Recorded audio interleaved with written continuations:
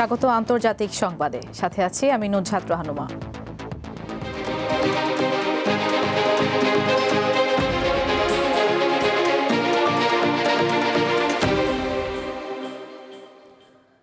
ইরানের সরকার বিরোধী বিক্ষোভ আরও তীব্র হয়েছে। পরিস্থিতির দ্রুত অবনতি হওয়ায় দেশজুড়ে ইন্টারনেট সংযোগ বন্ধ করে দেওয়া হয়েছে।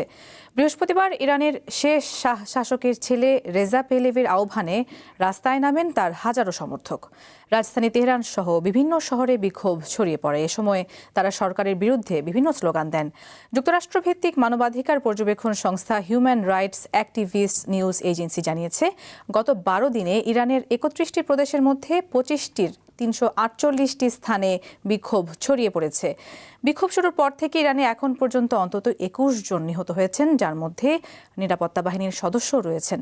সহিংসতার জেরে পুলিশের মোটরসাইকেল, রাষ্ট্রীয় টিভি সংশ্লিষ্ট ভবন, গভর্নর অফিস ও সর্বোচ্চ নেতা আয়াতুল্লাহ আলী খামেনির ছবিতে আগুন ধরিয়ে দেন বিক্ষোভকারীরা। যুদ্ধবিরতির মধ্যেই ফিলিস্তিনের গাজা ভূখণ্ডে হামলা চালিয়ে একদিনে অন্তত 15 জন ফিলিস্তিনিকে হত্যা করেছে ইসরায়েল। নিহতদের মধ্যে 5 শিশু রয়েছে। তুরস্কের বার্তা সংস্থা আনাদোলু জানায়, বৃহস্পতিবার বাস্তুচ্যুত মানুষের আশ্রয় কেন্দ্র, ঘরবাড়ি ও একটি স্কুলকে লক্ষ্য করে বিমান হামলা চালায় ইসরায়েল। গাজা শহর ও খান ইউনিস সহ বিভিন্ন স্থানে চালানো হামলায় হতাহতের এই ঘটনা ঘটে।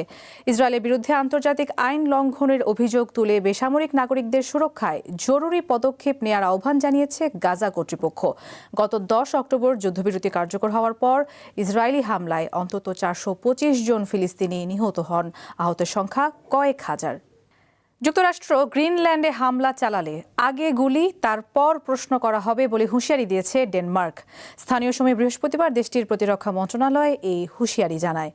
ডেনমার্কের সংবাদপত্র বার্লিংস্কির প্রতিবেদনে বলা হয়, 1952 সালে প্রণীত ডেনিশ সেনাবাহিনীর এই নিয়মের কথা উল্লেখ করেছে সংশ্লিষ্ট মন্ত্রণালয়। এই নিয়ম অনুযায়ী দেশে কোনো বিদেশি আক্রমণ হলে ঊর্ধ্বতন কর্তৃপক্ষের নির্দেশের অপেক্ষা না করেই হামলাকারীদের বিরুদ্ধে প্রতিরোধ করে তুলতে হবে। এর আগে ন্যাটোভুক্ত গ্রিনল্যান্ড অঞ্চলটি অধিগ্রহণের জন্য সামরিক শক্তি প্রয়োগের বিষয়টি বিবেচনায় রয়েছে বলে জানান মার্কিন প্রেসিডেন্ট ডোনাল্ড ট্রাম্প। তবে মার্কিন পররাষ্ট্রমন্ত্রী মার্কো রুবিও জানিয়েছেন, গ্রিনল্যান্ড কিনতে চান ট্রাম্প। এ বিষয়ে আগামী সপ্তাহে ডেনমার্ক ও গ্রিনল্যান্ডের কর্মকর্তাদের সঙ্গে বৈঠকের কথাও জানিয়েছেন রুবিও। তবে ডেনমার্ক বারবারই স্পষ্ট করে জানিয়ে দিয়েছে, গ্রিনল্যান্ড বিক্রির জন্য নয়। দর্শক, শেষ করছি আন্তর্জাতিক সংবাদ। এরপর দুপুর 2টায় দীপ্ত সংবাদ দেখার আমন্ত্রণ। ধন্যবাদ সবাইকে।